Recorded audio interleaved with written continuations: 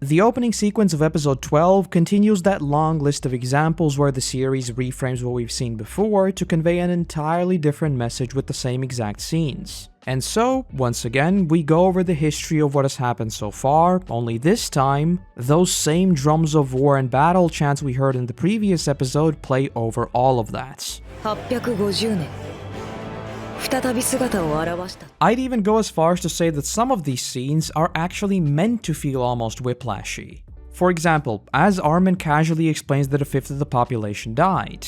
But with the battle chants, that is no longer a loss, but rather a sacrifice for the ultimate triumph of humanity. And similarly, we don't even linger on the death of Eren and the events of Trost leading up to that point. Instead, we focus on him almost as if he alone was now their military. But yet again, because this is Attack on Titan after all, that is abruptly cut short as we catch up to the present and Armin says that failure is looming. Which nicely leads us on to the title of the episode, Wounds. For this one, I think there are a few different interpretations you might have, but I think the most straightforward one is the wound Eren would inflict on Mikasa. I think this is a detail that tends to be overlooked, but personally, I think the fact that Eren's Titan is essentially the only thing to ever permanently harm Mikasa, and quite literally marking her on the face as a permanent reminder of that, is another subtle piece of foreshadowing as to how his story would turn out later on. Especially when you look at it in the context of her relationship with Eren. Her scarf is almost a constant reminder of how he saved her. But the scar is a constant reminder of how he almost killed her, neatly planting that seed in her mind that if Eren were to lose control, that rage that saved her initially might turn against her. Similarly, another interpretation that I do admit is a bit of a stretch is a wound in the plan itself. Similar to Mikasa's wound, this would just refer to the unpredictability of Eren's Titan and how this is an unaccounted for variable in this entire plan. And the last interpretation I would offer up in the broader story is the hole in the wall, or in other words, a wound in humanity's defense.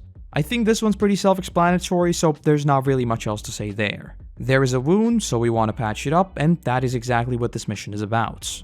Moving into the episode itself, we open with a brief update on how the mission is going, hearing that despite their success in kiting the Titans to the walls, about a fifth of the soldiers still died.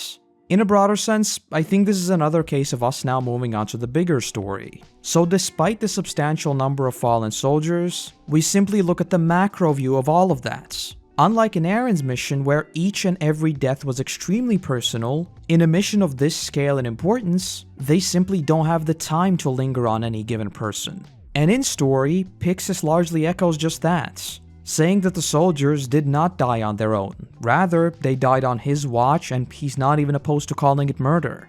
Finishing by saying that he fully realizes the weight of his actions, but all of it is a sacrifice for the greater good.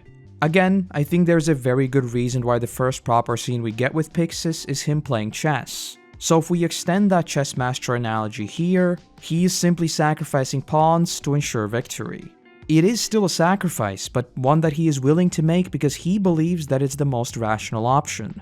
In many ways, I do think that this is one of many parallels we could later draw with Marley as well, where, unlike Pixis, who still considered what he's doing as terrible, the regular soldiers would be no more than cannon fodder for the Titan Shifters. Though there is a much bigger debate to be had there, so we'll leave that for when we actually get to Marley.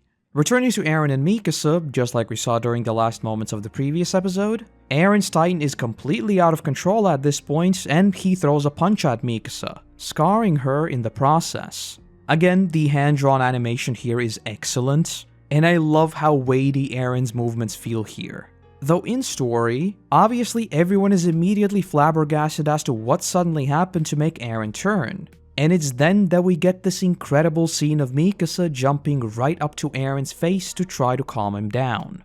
Just like I said last time, the parallels here to the final season seem almost amusing in how much the newest material evokes the same exact story beats. Even the latest promotional poster is literally this same exact type of shot. Though still speaking of Mikasa and these long-term parallels, note how here, despite having her face sliced open by Eren's rampage, without a second thought, she immediately jumps right up to his face to try to talk him down.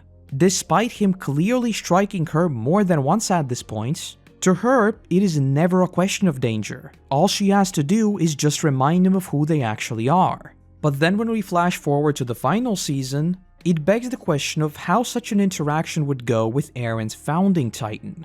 Not to rehash everything all over again, I've made my thoughts on that pretty clear, but TLDR, I think these mirrored scenes are crucial points in the bigger story. Eren's first transformation was completely unhinged and hurt Mikasa in the process, something you can simply write down to his inexperience. But Eren's final transformation is 100% his own decision. And no matter how you swing it, what he is doing is terrible and there is no talking him down. At which point, I think this sort of scene will be mirrored again. And another thing this achieves in the bigger story, this sudden twist in their plan also immediately grounds the entire narrative. In a lot of cases, Eren discovering his ability to transform would already be a crucial turning point, after which the characters would leverage that power to fight back. But in Attack on Titan's case, it's not that simple. Just like Armin said last time, this plan is largely undercooked and frankly, Eren has no clue what he is doing. And so, despite his unprecedented ability to shift into a Titan himself, it's not as straightforward as you'd initially think, and that supposed triumph soon turns to yet another challenge to overcome. And with that heroic battle music soon turns to somber strings as the flares are fired, signaling the failure of the mission.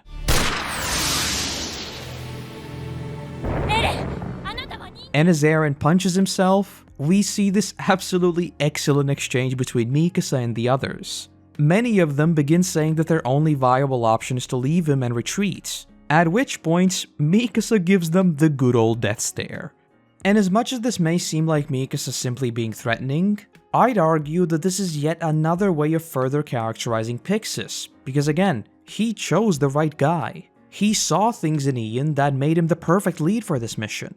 Sure, he is scared just like the rest, but unlike most of them, he also says that they can't leave Eren, saying he's too valuable and that they will protect him and just try to adapt. Whether or not it was Mikasa who pushed him to decide frankly doesn't even matter, because at the end of the day, he still made the hard but the right call to continue fighting. And speaking of which, as we return to the wall to see how everyone else is reacting to the signal flare, we very much see just that. Pixis claims that nothing changes. They continue luring the Titans to the wall, and the elite squad leader has been given full authority of the mission. So again, he has put his full trust into Ian because he clearly saw something in him. Is that a risky play?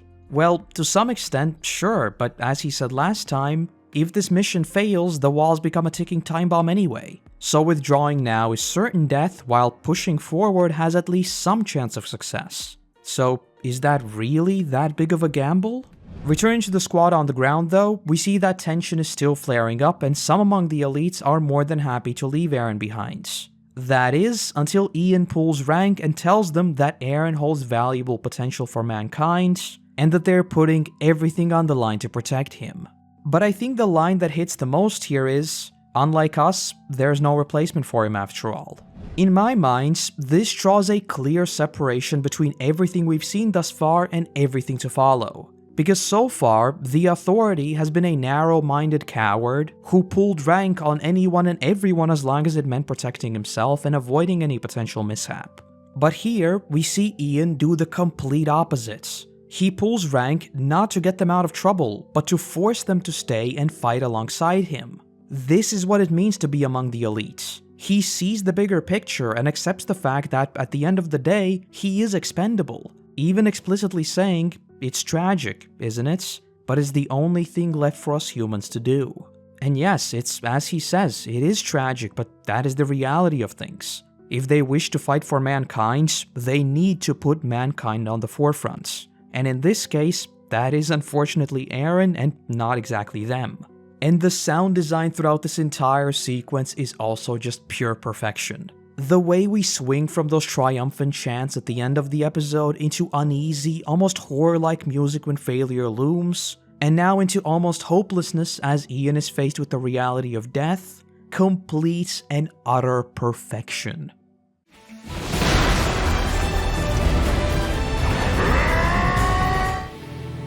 Eren, あなたは人間!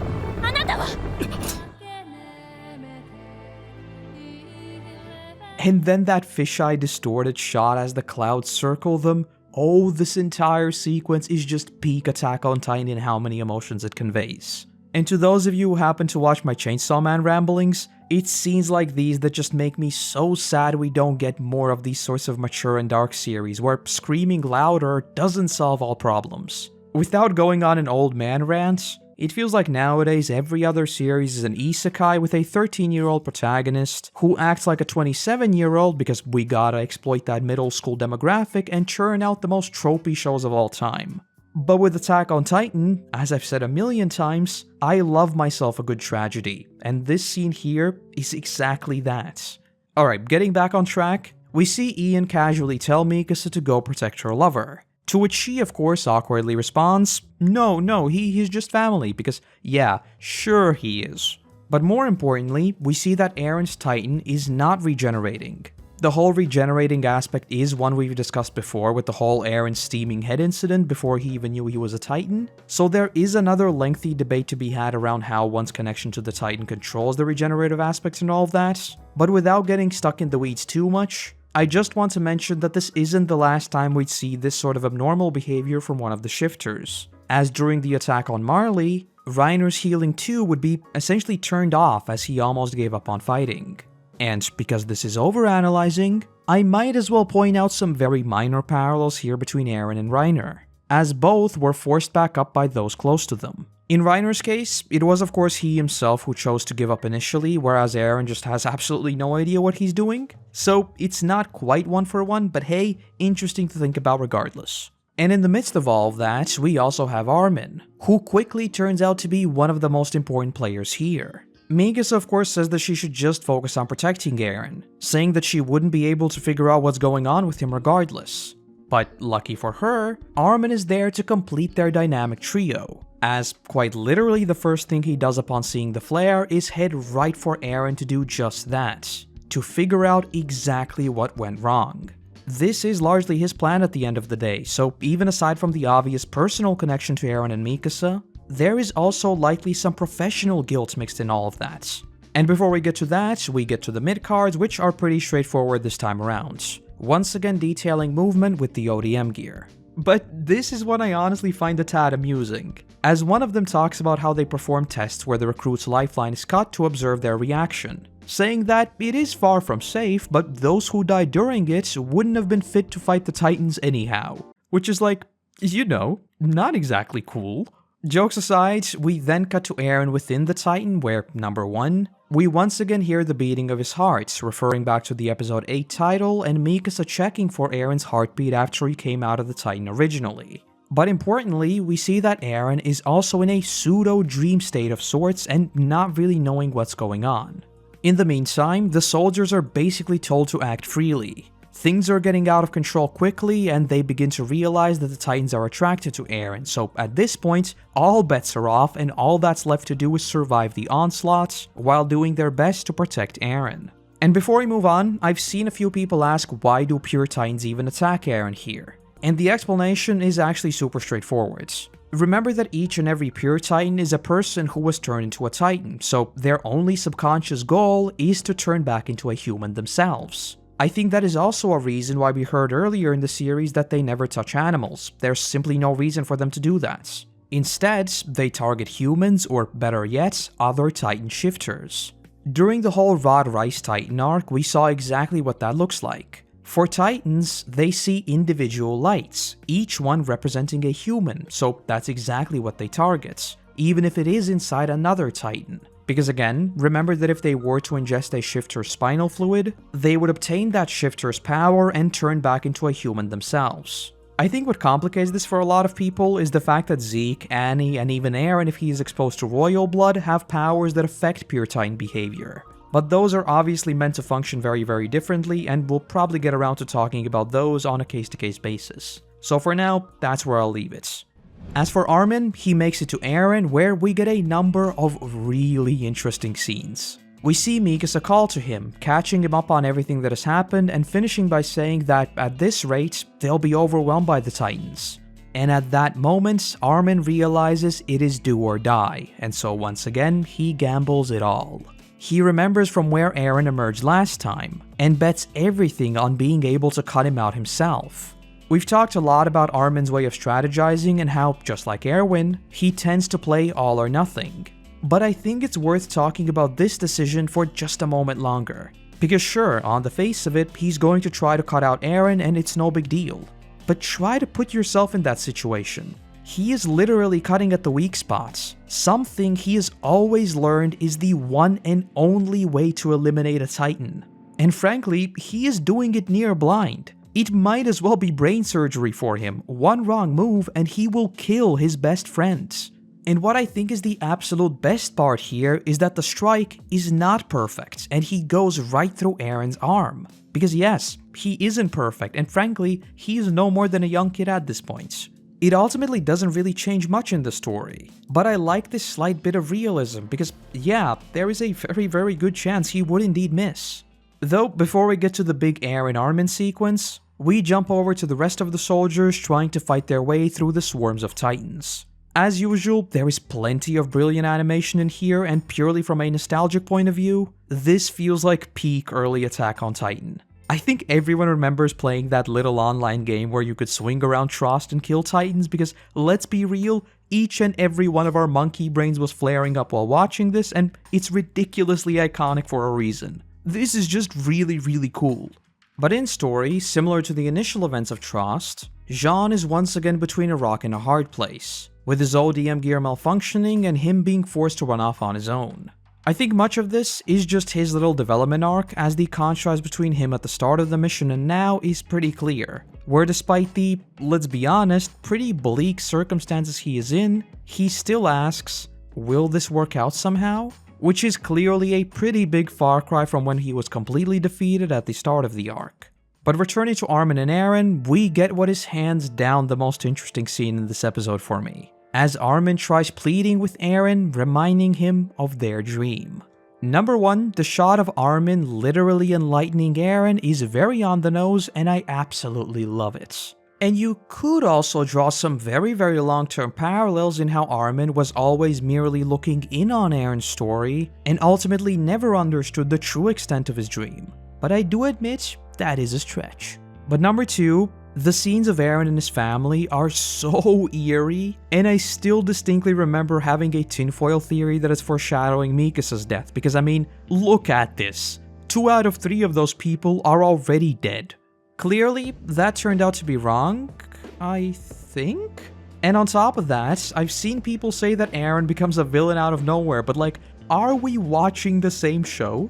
His rage literally burned away his entire family, and I'm sorry, if that isn't foreshadowing of a dark turn in a character arc, then I really don't know what is. And yes, I could also start talking about how this might actually be Path's Eren sending visions back to his dad and then him accessing those quote-unquote memories at this point in time, and that is also why this vision happens in their home, because it evokes extremely strong memories of loss and all of that. But whether future Eren is pulling strings here or not, fact of the matter is, I think this eruption into rage says everything you need to know about the rest of Eren's story moving forward. I mean, even the music, this is not a hero's theme.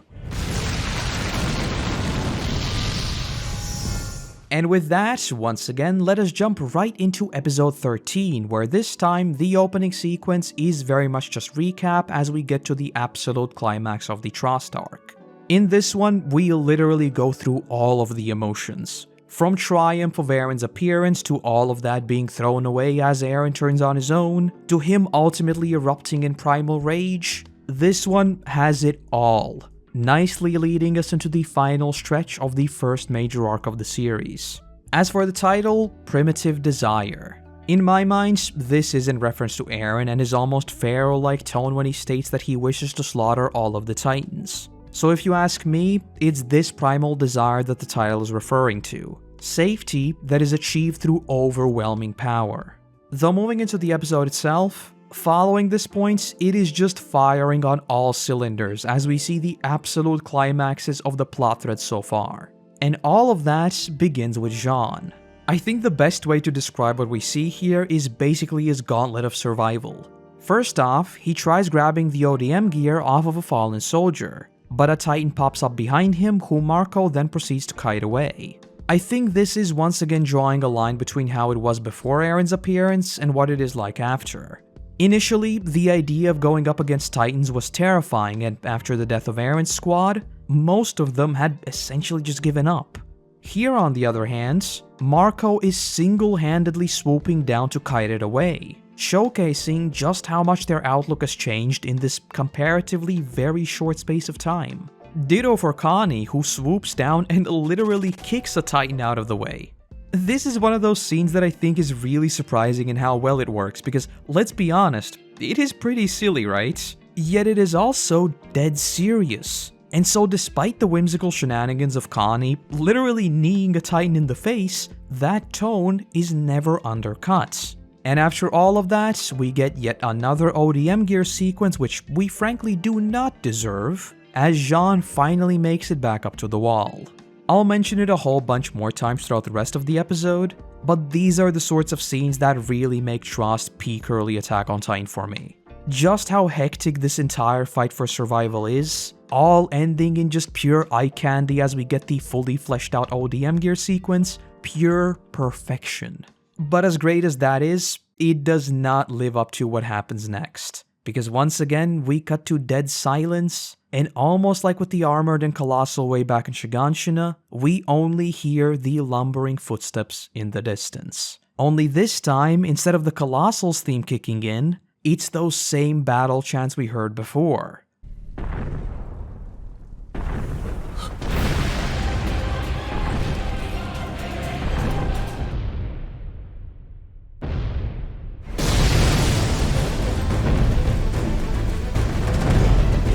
All while we finally jump over to Eren, who is now carrying the boulder on his shoulders. His appearance clearly evoking Atlas holding up the very heavens, with each and every one of his muscles seeming almost chiseled to perfection, both figuratively through the clear references to Greek mythology, as well as very literally as Ian calls on them to protect it at all costs. Eren is being painted as their savior, literally holding up their fates on his shoulders. And speaking of Ian, like I just mentioned, him calling on everyone to protect it at all costs, saying that even if it means death, they must protect him, once again demonstrates how Pixis was 100% right about his decision. He picked the exact person who, even in the face of overwhelming odds, never wavered. And as we'd see in just a moment, he did ultimately give his life for the mission. On a lighter note, we also get a callback to some of the soldiers on the ground saying that they'd stick their swords where the sun don't shine, so that is pretty fun, I guess. But even that is shrouded in a cloud of desperation, because as almost everyone on the elite squad would say, fighting on the ground is hopeless. But despite that, everyone, including Mikasa and Armin, jump down and start kiting the Titans away. And again, this is absolutely peak early Attack on Titan, because at this moment, nothing else matters. All the intricate planning, all the gambles, and everything falls away. All that matters is protecting Eren as he makes it to the wall. And the sound design here is just pure brilliance, especially as we drift into Eren's monologue and he proclaims that no matter how strong the opposition is, he has to fight. The amount of emotions mixed in here is absolute insanity, because while this heroic escort mission is clearly a triumph, we also see countless soldiers perish, including Ian, who is eaten in front of Eren's very eyes. But despite this, Eren keeps moving forward, once again saying at this point his signature phrase. And then that one last symbolic Titan blocking the gates is just the cherry on top, giving us yet another ODM Gear sequence which we do not deserve, as Mikasa slides across the ground, giving us an incredible perspective shot of her sliding right up against the camera, and then swooping up around to deliver the killing blow. And with that, the final obstacle quite literally falls away, revealing the light at the end of the tunnel. In my mind, this entire final push is a perfect example of how the series plays with our expectations by cooking up these sorts of massive triumphs or reveals. But importantly, it is never formulaic. Since we're talking about anime, I'll use the usual anime cores as an example. But I feel like a lot of shows tend to get caught up in the formula of using, let's say, 10 episodes to cook up something big, and then finish off the core with a huge climax. Which, to be fair, is exactly what we see here as well. But the thing is, as soon as Season 2, this is completely flipped upside down, as the entire Reiner reveal happens completely out of the blue. And it's exactly that lack of build-up that made it hit so hard. But then by Season 3, it is once again a slower burn as we build and build toward the absolutely massive reveal that is the basement. So yeah, point is, as far as I'm concerned, this was the perfect climax of everything we've seen so far, and the absolute emotional peaks and valleys we'd gone through to get here just exacerbate that. Because I'll be honest, whether it was my first watch or rewatching the series now, I still get chills each and every time we see the final push to the wall. And spoilers, I have been meaning to talk about the Trost arc as a whole and why it works so well, so there might also be a tiny spin-off of Overanalyzing Attack on Titan coming sometime, perhaps not very soon. As for the midcards, they talk about the history of the battle against the Titans, which is kinda sorta already what we've touched on before, but is just subtly continuing to cook up that mystery of the basement, which would be brought up very shortly. And of course, we now know that the true history is quite a bit different, but let's not jump ahead. Returning to Eren's Titan, as much as plugging the walls was a massive victory, there are still Titans within the walls after all, and so they try to quickly pull Eren out and get to safety. Only problem is, he isn't separating from it. We've talked about the Titan marks, or rather lack thereof already, but here we see another distinct difference. Instead of the usual deep lines across their face, they appear almost like scaly burn marks. In this case, the whole burning up aspect is actually explicitly pointed out by Armin. But again, this is one of those things that I feel like is still up for debate as to why they appear different throughout the series. From not appearing at all in Eren's first or even second transformation while appearing in Falco's, to these burn marks that we've never seen with any other shifter, etc, etc. Personally, I'd write it down to just not finalized designs and not much else. At the end of the day, it's not like it has any severe implications in the story, so I just don't worry about it that much. Though, as they're surrounded by the remaining Titans, like we saw a couple episodes before, Erwin and Levi's squad make it back, and so Levi makes his appearance in the most Giga Chad way possible. Once again hinting at the whole Ackermann thing, at first Armin even mistakes him for Mikasa. But as we linger on the wings of freedom, we finally get that much-deserved sigh of relief as the mission was indeed successful. Though before we move on, I think one thing that is easy to overlook here is that Levi is literally unaware of any of this. At most, he knows that the Colossal reappeared and smashed through the walls again. Everything, and I mean literally everything following that point, is unknown. He doesn't know about Eren's Titan and how he went on a rampage already. He doesn't know that he transformed again in front of Pixis. He doesn't know about this entire boulder mission. So imagine him making his way here and casually seeing Eren coming out of a Titan who had just plugged the wall. So again, like we saw a few episodes before, it's just setting up Levi as truly next level to everything we've seen before, to the point that he just adapts to even this on the fly. But with that, we drift into Armin's narration where we hear that an entire 24 hours was needed to clear the remaining Titans. But most importantly, 2 have been captured alive for research. This would of course be a huge deal later with Annie, so it's just very cheekily planting that seed here already. But with that, even with the 207 deaths and almost 900 injuries, a new day dawns on Trost. But yet again, despite this massive triumph, we are once again immediately grounded, because no celebrations ever take place. Too many people were lost, and the job is never done. So instead of enjoying their first ever victory over the Titans, the soldiers spend the next day finding all the fallen soldiers to make sure an epidemic doesn't break out. And the biggest thing here is of course Jean finding Marco. Keep in mind that the last time we saw him was kiting the Titan away from Jean. Quick correction, there actually is another scene with Marco as he turns around during the whole Eren escort and looks at something suspicious. But then in Season 3, we'd find out exactly what happened. He stumbled onto Bertolt and Reiner talking about their Titans and was killed by them here and now. So yes, in an alternate universe, at least one of the Marley shifters ends up attacking Eren carrying the boulder and they throw down right here. Imagine just how drastically differently this whole thing could have gone. But yes, clearly, Jean is completely broken, as is basically everyone around them. The human loss is just too great to celebrate anything. And also, we see that after the Titans eat a whole bunch of humans, they just throw them up in a giant cursed jelly ball, which just further builds on that whole lore of them having no digestion because the only reason why they consume humans is to transform back into a human themselves.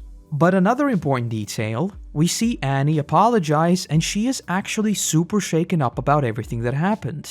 On the face of it, obviously this just seems like her being shaken up about her friends' deaths, right? Well, in hindsight, we know that she wasn't exactly on board with killing Marco, so could the trio here be referring to him specifically? Personally, I think it's entirely possible, especially judging by the rest of Annie's arc and her history we'd later learn in Marley. But again, more on that when we get there. And the final scenes of this episode, in classic Attack on Titan fashion, do not even give us any room to breathe, as basically right away, the next arc is already brewing. Eren wakes up in custody where Erwin and Levi immediately begin questioning him. First off, Erwin is once again established as someone who thinks about 30 steps ahead, as despite this historical event of plugging the wall, for him, the mission never stops. Right away, he is already thinking about their next move, trying to pull all the strings he has together to figure out what this supposed basement might be. And similarly, he also immediately identifies the fact that both the Armored and Colossal are exactly like Eren. And so, the only question he has for Eren is, what are your intentions? Again, from Erwin's point of view, this is largely one huge gamble, because even though Eren was clearly instrumental in their victory, based on the information he has available, there is an alarming overlap between the Armored and the Colossal. On top of that, Eren isn't exactly super experienced either and barely knows anything about what's going on. So yet again, he is essentially betting on just one assumption. As of right now, Eren has no reason to lie about the basements, and he has given it some credence through controlling his Titan. Though when answering Erwin's question, Eren begins to say, but then we see a whole bunch of flashbacks and hear a bunch of things. And it's only then that he finishes his sentence saying that he wants to join the Survey Corp and slaughter some Titans. And sure, this works as a purely cinematic way of quickly showcasing Eren's motivations, but judging by the rest of the story, once again it begs the question of how much of this is present-day Eren, and how much of it are other memories nudging him in a certain direction. Certainly interesting to think about. But the final thing in this episode is Levi literally getting a glow in his eye as he realizes that Eren can essentially be kept as a dog on a leash. And so, that is exactly what he does, saying that he'll take full responsibility and if push comes to shove, they can just kill him on the spot. Something he would get close to doing quite a few times later on. Though yes, those are episodes 12 and 13, and more importantly, that is the Trost arc wrapped up. Another like 30+ minute video, but as I've said more than enough times already, I do think that the climax of Trost is still among the greatest moments in the entire series, and easily stands up to all the twists and turns we'd see later on for me. I mean, I think the amount of time I've spent talking about it says enough already, and I still want to do a standalone video talking about Trost as a whole at some point, so yeah. But with that said, next time we'll be slowly building toward the female Titan arc, so I hope to see you back as we continue overanalyzing Attack on Titan. And that's the video. The last one of 2022, but oh, trust me, there are so many more coming in the new year, especially with the series supposedly finally wrapping up very soon. But with that, I want to say a massive thank you to our current patrons and also our YouTube members who allow me to produce even more of these for you all. And let's also give a warm welcome to the newest members of the team, Carp and Evolution Nexus. Without you, there would be a whole lot less of my ramblings, so seriously, thank you. Other than that, I want to say thank you very much for watching, I hope you have a great day, and hopefully, I'll see you in the next one. Bye bye!